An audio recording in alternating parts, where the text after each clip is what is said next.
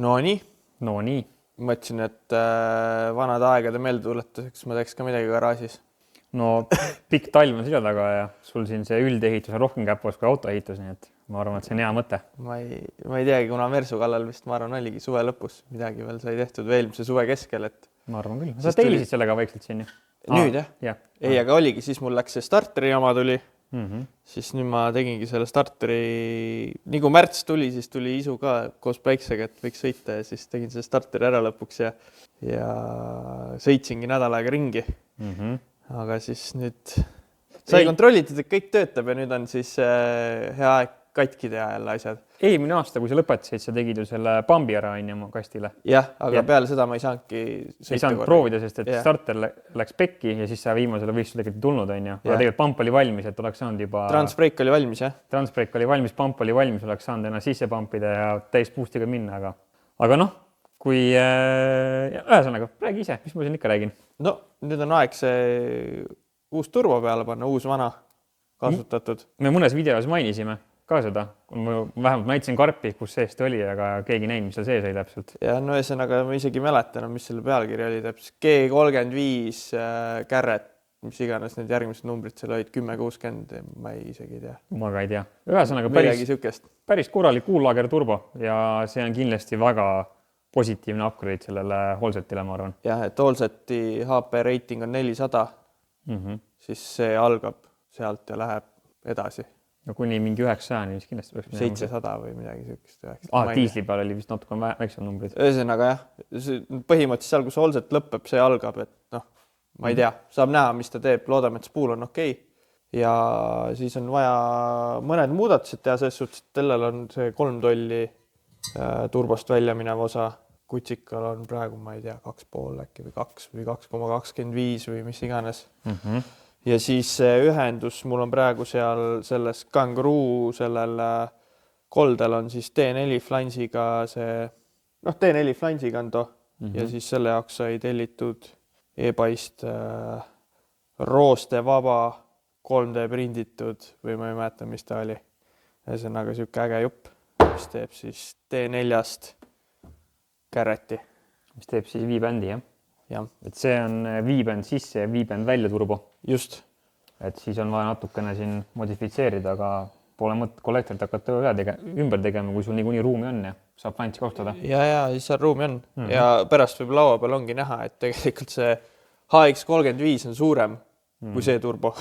Mis on kõige veidram nagu tegelikult.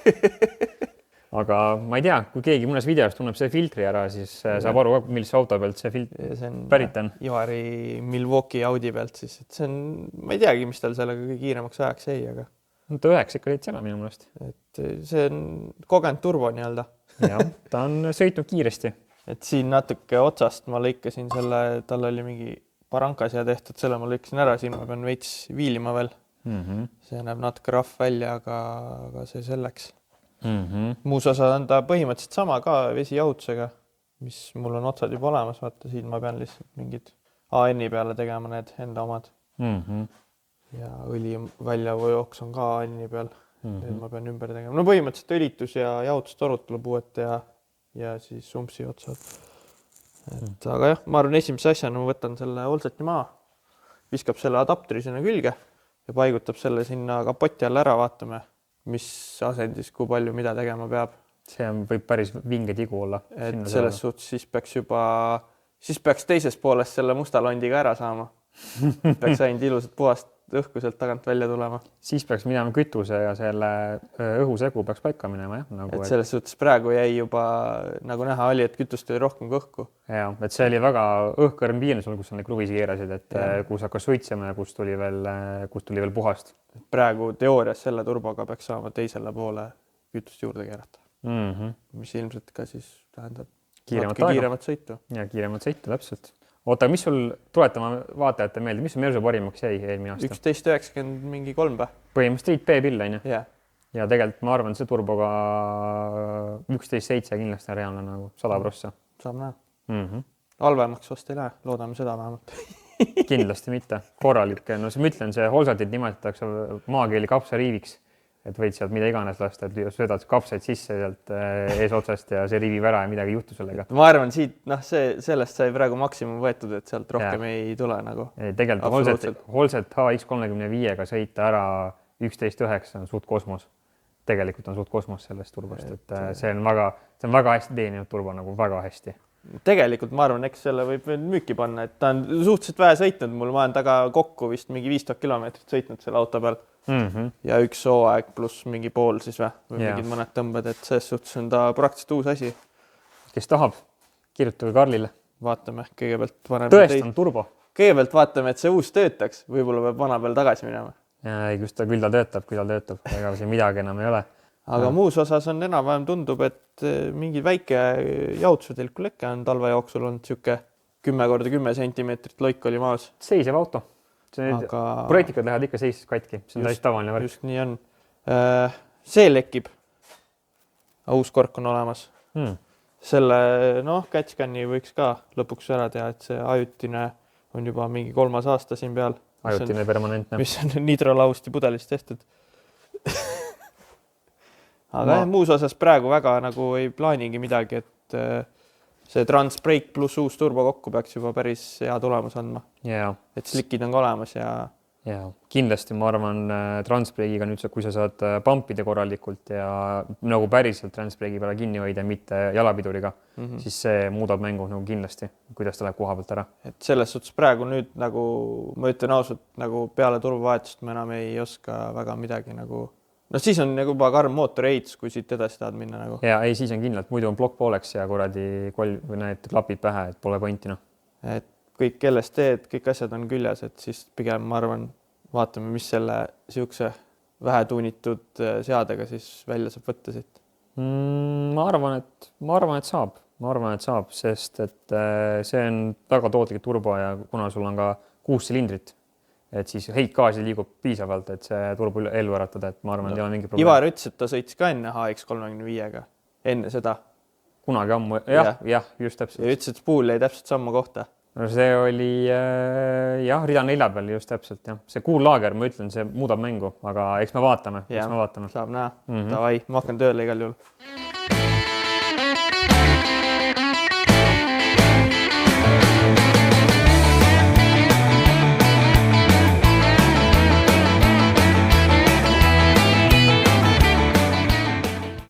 No nii, siit on nüüd näha veoauto versus võidusõidutehnika.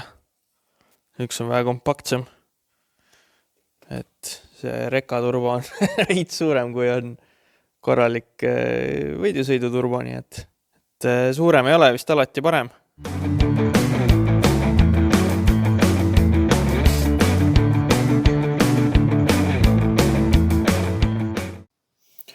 Nii, sai siis uus turbo peale visatud. Et nagu näha on, siis istub päris hästi. Väiksed muudatused on vaja teha, et siis see downpipe'i otsa vaja, siia vaja jupp vahele panna. Siis külma poole ots sobib põhimõtteliselt perfektselt õige koha peale. Siit on vaja see Holseti flants maha lõigata lihtsalt. Ja õlitoru muidugi on vaja uus teha, siia on siis adapterit vaja. Ja muidu iseenesest pikkuse poolest tundub, et sobib väga hästi. Ja siis muidugi veeotsad tuleb välja vahetada mõlemalt poolt. Aga muidu tundub, et liiga palju tööd nagu ei olegi. Downpipe'i jaoks õige flants on tegelikult olemas juba, see tuleb siis Ivari käest saadud uppipe'i küljest. See on siis 3 tolli veebänd ja downpipe ise on siis 3,5 tolli, et ilusti mahub ära. Lugu siuke, et see downpipe'i värk hakkab paika saama, et siis downpipe'i küljest vana ots sai ära lõigatud, siit sai see kärreti õige ots ära lõigatud. Need on siis siin punktiga kinni omavahel. Põlv läks otsa ja siia vahele siis tuleb üks siuke väike nii-öelda, ütleme nii ühelt poolt pikem, teiselt poolt lühem vahetükk lihtsalt. Tundub, et ongi kogu muudatus, mis teha tuleb, et selles suhteliselt lihtne. Ehk siis märkisin just ära ka, need on omavahel kokku keevitatud. Need ja need see põlv ka ja nüüd siis downpipe'i külge tegin jooned peale, mis asendis ta läheb ja võtan maha. Punktin need ka kinni, proovin korra veel peale. Kui on kõik hästi, siis läheb täis keevits peale ja ma arvan, võib ühe päeva kohta päris edukaks lugeda. Ja homme siis värv peale ja vaatab edasi siin, mis siin teha tuleb. Mingit lõdvikut oleks vaja, need veeotsad tuleb selgeks saada, et natuke veel jätkub tegemist. Kokkuvõtte siis, selline ta sai. Et see jupp tuli vahele panna, vana põlv läks otsa sinna otsa ja noh, keevits on veits ära unustanud, aga koostöö püsib, nii et eesmärgi täidab. Homme, siit on küll natuke keevitamata isegi. Homme siis ostan musta värvi, lasen ta uuesti üle. Aga nüüd veel väike test fit ja siis ma arvan, võib tänaseks otsad kokku tõmmata. Ainuke asi, mis ma veel teha tahan, on kõik igasugused uued hüdrootsad, mis on vaja teha. Ma üritan homme siis ära teha, et mõõdan ära kõik, mis vaja on ja saaks kokku ära laduda. Istub kenasti, veebändis täiesti vabalt, praegu isegi ei ole kuskilt kinni tõmmatud ega midagi. Et alt istub vabalt veebändi peal, ülevalt istub vabalt veebändi peal. Miski ei taha ise kuskile vägisi minna, et istub otse peal. Selles suhtes väga hea. Et siis vaja on veeotsad saada ühtima sellega, mis siin on. Õliots. Siin on mingi teistsugune kui see, mis mul siin on. Kas siis adapter vahele või siis uus ots teha täiesti. Ja õli äravool, et siin on mingisugune AN ots. Mul oleks vaja tegelikult lihtsalt voolikut sinna. Aga ma loodan, et ma homsega siis saan mingid asjad kätte ja äkki saab siis juba tiirule.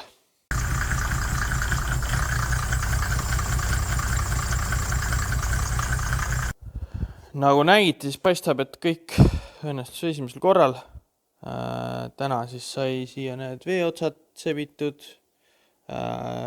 Raketi baasist sain ülemineku AN4-lt AN6-le. Neil oli kohe olemas.